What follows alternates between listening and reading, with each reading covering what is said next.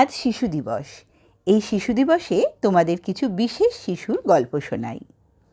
কিছুদিন আগে সমাজবার্তার আমন্ত্রণে আমি পৌঁছে গেছিলাম দমদম হনুমান মন্দিরের কাছে অপরচুনিটি ক্যাফেতে। এটা একটা non profitable initiative by rescue and relief foundation. আর এই ক্যাফের যিনি কর্ণধার সিদ্ধান্ত ঘোষ, তিনি এই ক্যাফেটা চালানোর জন্য সমাজের কিছু বিশেষ চাহিদা সম্পন্ন শিশু, যেমন অটিজম বা ডাউন সিনড্রোম আক্রান্ত শিশু এবং রেড লাইট এরিয়া থেকে আর হিউম্যান ট্রাফিকিং থেকে রেস্কিউ করে আনা ছেলেমেয়েদেরকে ট্রেনিং দিয়ে তাদের কাজের সুবিধা করে দিয়েছে।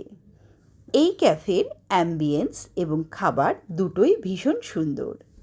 আমরা এখানে গিয়ে এই সমস্ত শিশুদের হাতে কিছু নতুন জামাকাপড় তুলে দিলাম।